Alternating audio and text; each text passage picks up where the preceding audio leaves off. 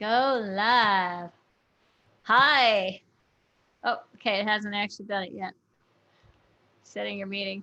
Oh, this is fun. Thank you, Irina. Irina. I can't speak. Irina. Sorry. Irina.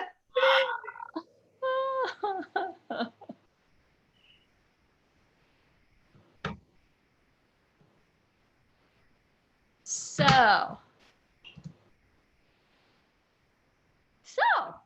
it says we're live. So I guess I better start saying something. Hi, this is Veronica Monet from the Shame Free Zone, and I'm trying some new technology today. I've never done a Facebook Live through Zoom, but my friend Irina Devi has just helped me do this. So I've done another technological hurdle here. Now, we've got a really juicy topic today, and I just want to tell the men, stay tuned, please. I know it may sound like this is not a topic that would interest you, but it should. Okay, I don't like to use that word should, but anyway, we're going to be talking about menstruation and all the ways in which that is empowering for women. But I also think that it's going to be empowering for anybody of any gender, whether you menstruate or not. Irina Devi, thank you so much for being here and bringing your wisdom. I am so welcome. It's a pleasure. It's a pleasure. It's all about pleasure, right? What is life? What is life without pleasure? Absolutely. And I just want everybody to know that you're actually the founder of Fragrant Wellness. I know you do a lot with essential oils, and maybe we'll talk about that a little bit later. You're a women's pleasure coach. You're a holistic certified aromatherapist, and you're a love and intimacy counselor. You're also a groove facilitator. I have to admit, I was not familiar with groove. So, and probably other people that are watching right now are, but if you know, maybe just kind of give us a thumb. What is groove? Groove is a movement. It's a movement. It's a trademark, just like Zumba, like Nia. It's based on principles of NLP, neuro-linguistic programming, intuitive movement, and the group dance, meditation, and yoga combined together to provide in-body empowering experience that empowers people to be who they are and explore their body, love their body, connect to their body and to the mind and soul. So yeah, so it's a very holistic experience that's very intuitive. Oh, I don't know if other people, we're spending so much time on our computers and our smartphones and looking into these screens. The whole idea of just getting away from that, unplugging from that, and getting into our bodies sounds so delicious to me. Just moving and stretching and being in Totally. your body with yourself. It's so juicy, so delicious. Yeah. Absolutely. And I noticed you trained with Mutuk Chia. Now, he wrote a book about the multiply orgasmic male. Can you say a little bit about your training with him? Yes, so I have been studying Taoism for about 5 years. I came across Mutuk Chia's books, and that he had written, and had written with other practitioners. So I had read his books before I actually met him. I officially met him when he came to New York City. I'm from New York City, and he gave training on healing love and 5 healing sounds and principles of universal healing Tao. So I spent, I think, 1 month in training with him. And I do love his teachings. And I mean, he's one of the Taoist masters that brings this delicious in-body practices to us. However, he does have this masculine energy about him, which is beautiful, right? It's not wrong with masculine energy. He does have very nice grounded masculine energy. However, my work is mostly with women, and that's when I started exploring practitioners, his master trainers that work with Mutuk Chia and take his principles and apply to women's health and wellness and sexuality. One of these trainings happened in Thailand last year, where I spent extensive amount of time learning and embodying all these practices and trying everything on myself first, and mostly studying with women practitioners, because that's the energy that resonates, and that's the energy that I work with as a woman. Taoist That's a term that's been in the culture for a long time. I'm sure most people have heard of it. Not everybody knows exactly what it means or what it refers to. Can you just kind of give us a couple of sentences about that so we have a deeper understanding of why that practice is so valuable? Of course. So in simple language, Tao means being one with the universe. Just being one and being one with life. And there's no positive or negative. There are certain feelings, emotions that we can transmute, that we can transform and make it healthier practice. But there's no positive. It's just this practice of being one. Okay, and oneness with the universe, and that within that oneness container, we have practices of yin and yang, which is also masculine and feminine.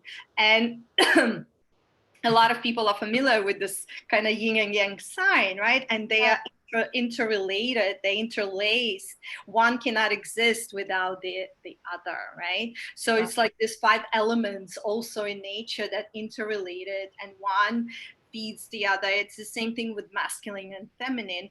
When they come together, they create this unity. And when we talk about masculine and feminine, we don't talk about gender, even though, of course, men have mostly masculine, women have mostly feminine, but we talk about these polarities within ourselves, regardless of gender, right? So we all have feminine and we all have masculine, and just have that harmony of yin and yang, feminine and masculine within oneself. That's the ultimate goal of health and wellness. So yeah, that's in a nutshell what Tao is. And of course, the practices that are mostly in body. That's why we drop into a body, and we do a lot of in body practices. Yeah. Some people say Tao, some people say Tao. Yes, it's the same. Yeah. And it's so important to have that balance of the masculine and feminine.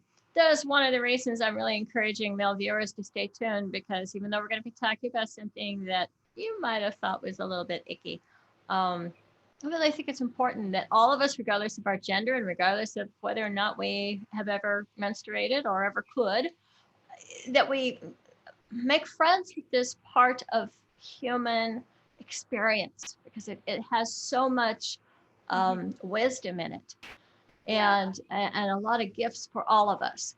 So I would love to talk about your trainings around menstruation. Maybe we could start there. Just what kind of trainings do you provide? Are you talking about my trainings or trainings that I provide for women? Your trainings about menstruation. Yeah. My personal? What do you provide? What I provide, what I offer. Well, let me track back and say again, my teachings are based on ancient teachings of Tantra, Divine Feminine, Tao. I combine different modalities and different teachings, right? And also psychology, because I am a therapist as well, and psychology is an important part of everything. It's not separate. So what I teach, or how I teach menstruation is mostly I offer it when before COVID, we had workshops, we had classes, we had beautiful circles for women where we embrace these practices.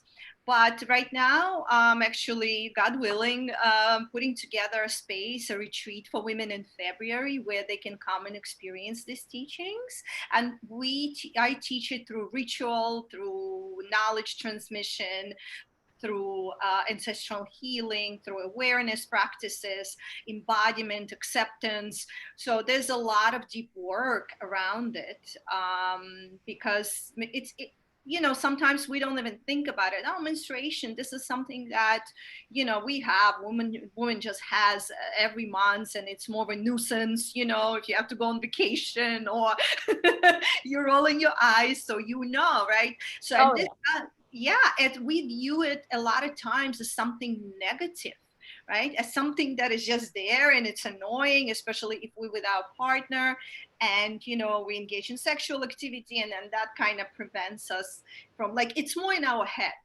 that's nothing prevents us from living life fully, nothing. It's we get on our own way, but also our conditioning, our traumas, what we carry in our DNA, and that has to be released for us to have that freedom to embrace who we truly are. That's a really interesting thing that you're bringing up, and I heard you say ancestral healing, and I have a lot of familiarity with that, but I'm eager to find out how that your approach to that. If nothing else, we now have scientific research showing that trauma travels in the DNA. So that's in the field of epigenetics. And my Lord, the messages around menstruation over the millennia, like the last 6,000 years, it's the curse, it's unclean. Women who are menstruating should go outside the camp. They shouldn't touch anything sacred. And yet I know that my friends and I, we turned that on its head because we studied ancient script, and we actually used our menstrual blood as a sacred ritual sacrament. So, we'd put it on the plants to make them grow. We would put it on things that we wanted to pray over. So can we just go a little bit into when you're talking about ritual, what kind of rituals are you talking about? Well, yes, absolutely. I can tell you about rituals that we do, but just tracking back to what you said about women, like there's so much shame about menstruation, right? And women perceived as being dirty, they excluded from temples or going to church services, or there's so much just shaming around it that we embody through generation this kind of shame, right? And it's collective. So sometimes even we live in the modern world and modern society where everything is out in the open, we still carry that shame because it's so subconscious and so unconscious. So if women in our lineage were shamed and perceived as being dirty, that this is something that carries on to us, and this is view of ourselves, and this is up to us as women to unlock that and embrace that as part of us being a woman, being aligned with the moon cycle, because that's what menstruation is. It's being aligned with the moon cycle. And actually, and going back to your question about rituals, so we do rituals that are related to 4 different phases of a moon cycle, and building awareness of what it feels like. What it feels like in those 4 cycles, what to expect from your body. Like, just to give you a quick example, your body just before menstruation and during menstruation goes into this safe, nourishing mode where you just want to be by yourself. You just want to rest. You want to lay down and just kind of cuddle maybe with your partner, or just by yourself, be warm and cozy and in your own cocoon. And a lot of times we as women not aware of that natural sequence and what our body wisdom is telling us. And what we do is we push ourselves either to exercise, or we run around and we schedule too many things. And what happens? PMS happens. And PMS per se is not, yes, it has to do with unhealed traumas in our DNA, and shame about menstruation, but as a collective. But also it has to do with us not honoring our body, not honoring that this is what our body needs right now. It doesn't need to be out with people. It doesn't need to be interacting. Doesn't need to be doing strenuous work. It needs rest. It needs nourishment. It needs love. It needs a beautiful, delicious bath with essential oils. It needs, so that's what it needs. And when you honor it, the PMS symptoms become less, because that you respect, you have this relationship with your body. So we do rituals around that. We do rituals around moon cycle. Then we dive deep into the time when the period just started, what it felt like. And then we have this collective support energy. So basically, if you ask any woman, and please, whoever is listening, I would love to hear your comments too. Right. What was your comments? Yeah, like what was the first time, or do you remember the first time that you got your period? What did it feel like? Like honestly, for me, I wasn't told. I come from a culture, I wasn't told anything about my period. I wasn't told what to expect. I was walking down the street. I remember I was about 12 or 13 years old. I was going to a market to buy, and I remember it so vividly. I was going to the market to get some sunflower seeds. I even remember when I was going to the market to buy, right? This is how psychologically deep the experience is, right?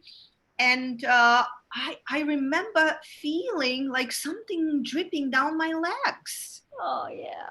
And I went to touch it and I saw blood and I got so scared. And Oh. that's very traumatic. That's very traumatic because a lot of women were not told what to expect. They did not know what it is. I did not know what menstruation even was. I did not know this is natural cycle of ovulation. You must have thought you were dying. Yeah, so that's very traumatic experience that stays and affects your PMS, premenstrual syndrome. These are the emotions that come up, the trauma that comes up. That's what really PMS is. It's our personal trauma, emotional trauma, and our ancestral trauma from past generations, or Well, shaming. yes. Irina, how have you healed that? Because that really does sound horrible to me. I'm just wondering how you have been able to heal that. Well, I guess it's just part of your journey, part of my journey.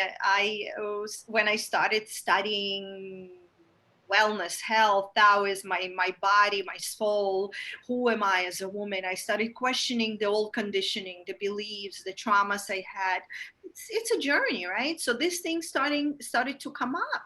And in my teachings and in my learnings, I came across the subject of menstruation, and then having other women, hearing other women sharing this experiences, and I was like, wow, I'm not the only one. And most women had these traumatic experiences around their menstruation, and that's what we want. Just like you're a trauma healer too, so part of work is opening up to that trauma, going back to that trauma, relieving that trauma, and then working on that level. So I'm getting actually goosebumps talking about this. Right. Yeah, And it's about sharing it, which is why we're live right now too. right. Because one of the, if you look at Vander Kolk's book, The Body Keeps the Score, which is all about healing trauma, one of the keys that's proven to help heal traumatic events in one's life is being able to share it in a shame-free setting with others. And this is the shame-free zone. Yes. And, I had a partner once, and um, we were talking about, and I was getting close to my moon cycle, and he's a Taoist too. And he said, oh, you must be so deprived of your chi, which is energy, because you must be, so low. And I said, no, I said, I love my period. And he said, you do? I said, yeah, it makes me so connected to nature, to moon, to universe, and this is where my intuition is. And in ancient times, tribal healers called on women during who were menstruating to report their dreams to them. Totally. One of my mentors taught me to keep a menstrual dream journal. And I had some of my most profound, deep, meaningful dreams on my periods. And all I had to do was start noticing that connection. And it got to where just seeing a full moon, because for me, a lot of times I cycled with a full moon. I don't have a period anymore, but when I did, I had to get off birth control pills actually too, to do this, because the birth control pills were creating some kind of artificial relationship with my period for me. I'm not saying it does for other people, but for me it did. And when I got off the birth control pills and I just started having my natural cycle, the moon, it became a whole different experience for me. When I saw it waxing and waning and getting full, then my belly would get full.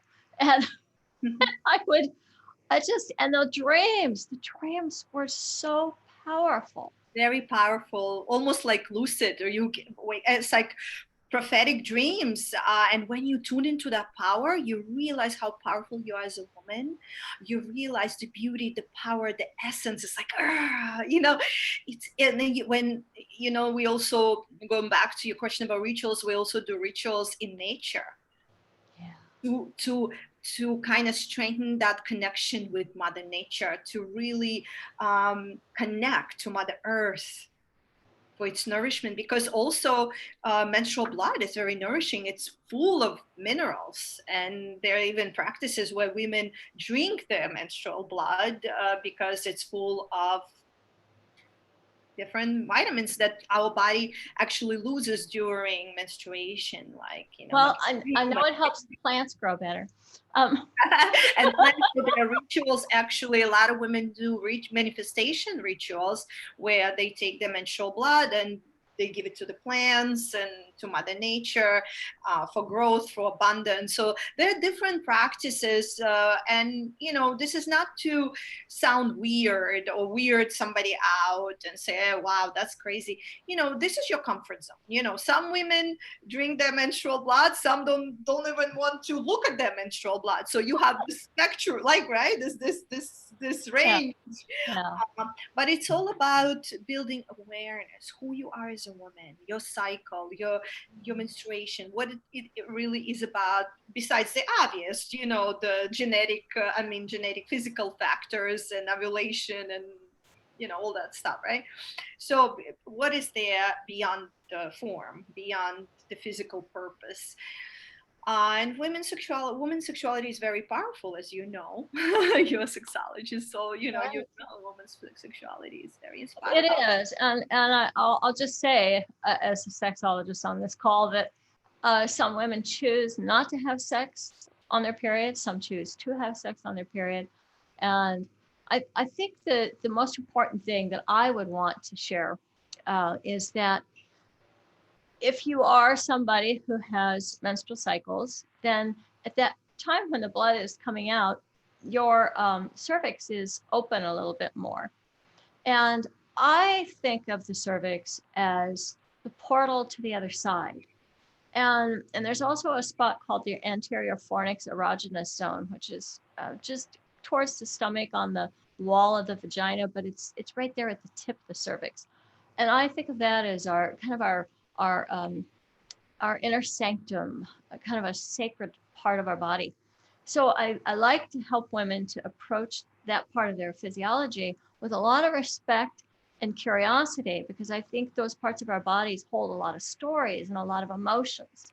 Mm-hmm. So if one did decide to have sex on their period, and I certainly did, I think it's really important to make sure that you feel safe and seen and fully held in the experience. I don't think that's a time to be having rough sex. I think that's a time to be having soulful sex.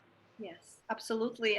Amen to that. I can only add that that's why I also have Yoni programs to work with those emotions, because our Yoni, which is a name in Sanskrit for vagina, and for those of you who don't know, and it has a lot of reflexology points that hold those emotions and stored memories and trauma. So Yoniak also helps to release that and open your body fully to pleasure and relieve menstrual PMS and menstrual cramps. So it kind of, it's working. It's really opening to those experiences and deciding for yourself that you want to let go of those things that don't serve you. You really want to embrace who you are as a woman, without rejecting or denouncing any part of you, such as menstruation. Just being fully embracing your period. And you are an expert on Yoni eggs, and Yoni eggs have gotten a lot of publicity thanks to Gwyneth Paltrow's Goop. Nice. And it's also created a lot of controversy. So there are some who might say that if you don't know how to use a Yoni egg, it would actually create more harm than good. I'm not real clear on why some people feel that way, but since you're an expert on that, maybe you could give the viewers just a few tips on how to use a Yoni egg properly. This is a very big topic that yes, that's why, I teach it in a 6 months program actually. Oh, wow. Okay. Yeah, so it's all different exercises, but just for the beginners to give little tips, because I want to leave listeners. That's great. And we know we can go over to your website and actually sign up for your trainings too. Yes, absolutely. It's coming up. I'll be launching it soon. It's a beautiful program that really drops you into your body and empowers you to blossom. This would be a good time actually to just tell people the URL to your website so that they can find that. I'll of course have it posted at the bottom of the YouTube, but right now, since we're live on Facebook, I'm sure people would like to know. Yes, absolutely. So my website is www.fragrantwellness.com, and that's where you could see all my programs and classes, upcoming events, and just say hello to one of the blog posts if you're there, and I'll appreciate it. Awesome. But mention that again just before we end, but I just thought let's talk about it right now, just so they know where to find the trainings on Yoni eggs. Yeah. Thank you, Veronica. I really yeah. So just a little thumbnail, a couple of tips about using a Yoni egg. So a couple of tips about using a Yoni egg. First of all, I recommend to start with jade egg, which is green, because jade egg is it's very pure, it's soft, it's nourishing, it feels good in the body, it holds your temperature. It's very connecting stone, and it's very gentle stone. Okay, so it works with releasing some emotions, but it also works in a very subtle, gentle level. Some women frequent mistake that some women make is they start working with obsidian. And obsidian is a very powerful stone. And they say, well, I need to get rid of my ex-boyfriend and the energy is there. So let me just, and this is a misconception where they start working with obsidian and all of a sudden all this comes up in them and they don't know how to deal with it. And it's psychologically and emotionally damaging. It's actually dangerous because it's not about clearing your boyfriend out of your yoni, or it's about clearing your DNA and traumas. And when they start, obsidian is like ancient Mayans, Mayans build all their structures from obsidian, and it's a very powerful magnetic stone that releases a lot of darkness. So the tip is not to start with the obsidian, but start working with the jade, start working with it, and then slowly transition to slowly transition to obsidian to release the shadows, to release the trauma, and then graduating to rose quartz, where rose quartz is the stone that is feminine and connects the heart and the sacral chakra.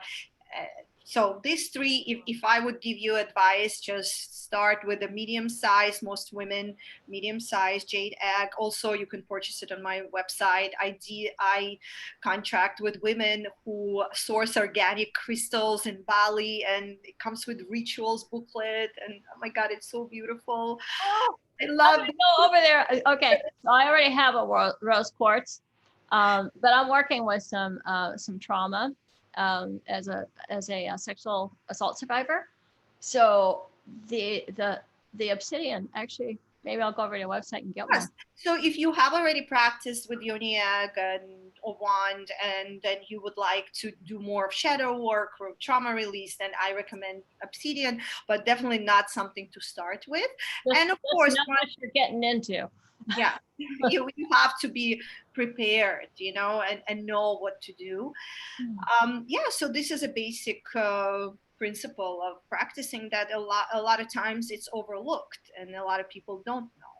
And honestly, first time I've heard of this. Yeah. So I could see why people would be getting into trouble, because there is, I think that the more you delve into our yonis, the more you'll find that they're repositories for a lot of emotions. And we had talked at the beginning here about ancestral healing. So is it also, in your view, possible to use the work that we do with our yonis to do some ancestral healing as well. Oh, of course. This is a portal to eternity. This is what Yoni is. This is a portal of life. And like you mentioned, that's where we store a lot of those garbage feelings, emotions. We use it as a storage bin that we need to clear that and create the passageways to life. And of course, we do carry a lot, especially from our mothers, from our lineage. We carry in our yoni, in our womb. So this is a very important work. And again, there's a lot of shame around it because women just, for the most part, are disconnected from this part of themselves. How do you reframe that shame so that women can actually feel proud of bleeding? Yeah, so your menstruation is your power as a woman. It's your intuitive power. That's where your actual connection with the universe lies. And embracing it and relaxing into it is it's actually a gift. Actually a gift if you think about it. One of the things that I sometimes think about, I think about the Oracle of Delphi, who was at one time highly extolled for her prophetic wisdom and her connection to the divine. And the kings would go and ask her whether or not they should go to war or whether or not certain marriages should take place. I mean, was the repository of the community's wisdom. And oftentimes, the Oracle of Delphi was also channeling that menstrual wisdom, as I understand it. Is that how you hold that? Yes, it's a menstrual wisdom. It truly is wisdom because it's a portal to your intuition, to your connection with moon. Like moon has 4 phases, and our menstrual cycle has 4 phases. And when you start practicing this connection with nature, a lot of like my clients and myself, I noticed that I'm aligned, that my period comes on every full moon. Exactly. Isn't it phenomenal?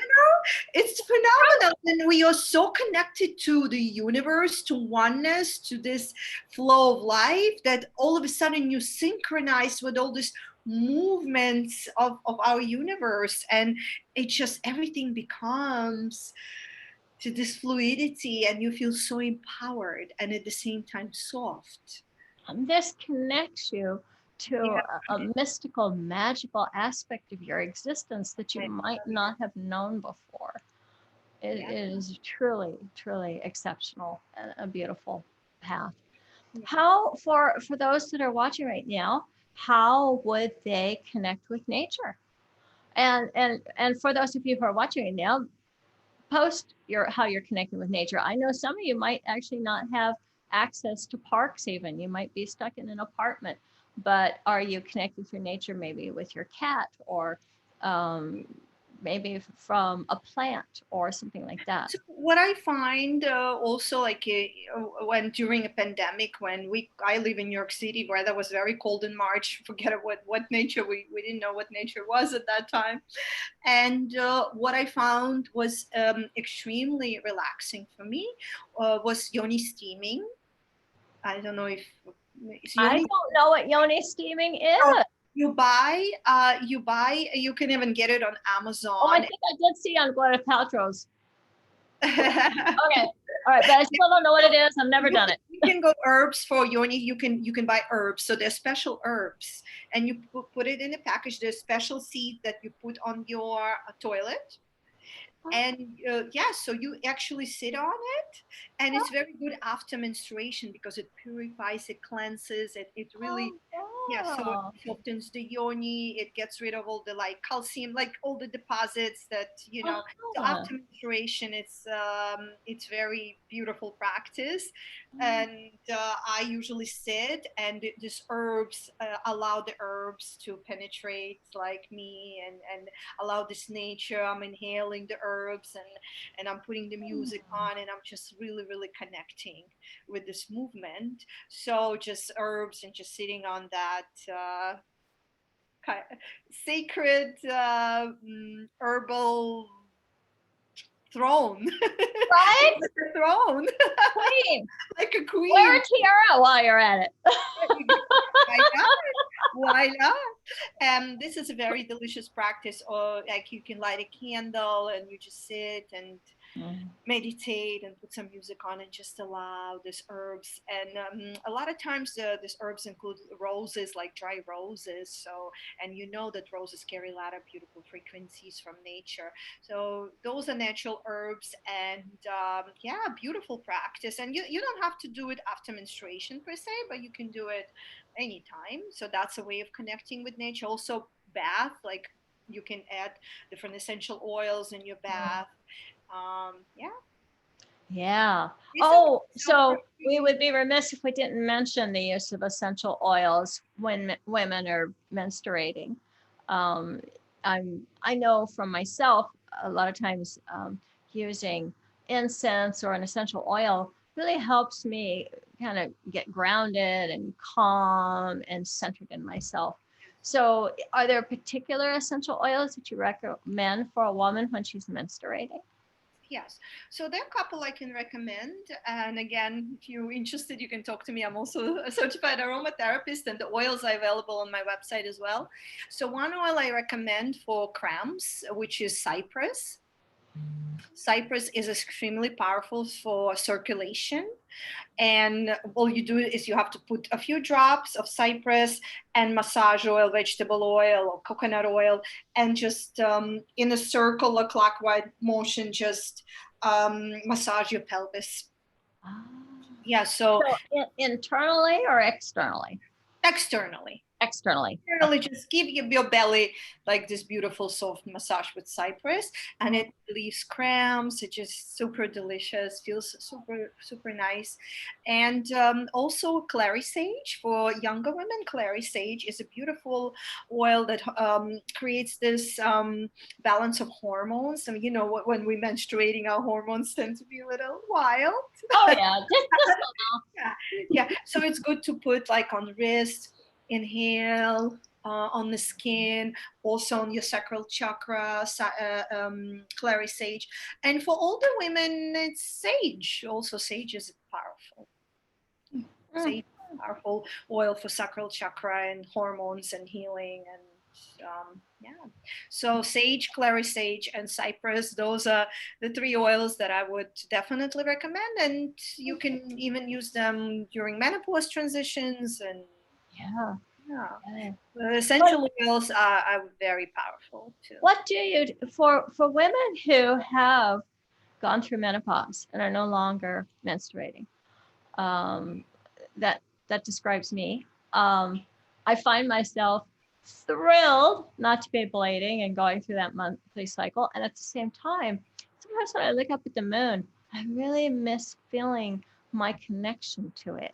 And I'm wondering if you have any words of advice for menopausal women who want to have a sacred connection through their yonis.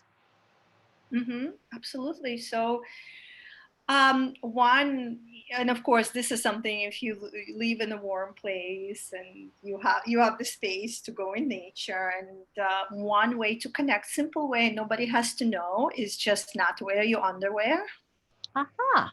So you can just, so this way you're creating this connection. And So would you sit down on the dirt? you can not exactly on the dirt. The grass? Some women like to sit on the grass. Some like to have a little, something between the grass, and it's still you connecting with, with Mother Earth, and you connecting with the divine within you. So just feeling her energy, feeling her vibration of Mother Earth, and that's connecting to your womb and being in your body. That alone can be just a very delicious meditation. Even just sit there and just feeling your connection with the yoni and the earth, right? Just Yeah. feeling that, being aware of that. And in Tao, we have Qigong. We have this meditation where we have microcosmic breathing, and we squeeze our genitals, inhaling into the yoni. And we have this moon orbit meditations that connect you to your yoni, connect to vagina to your lotus flower.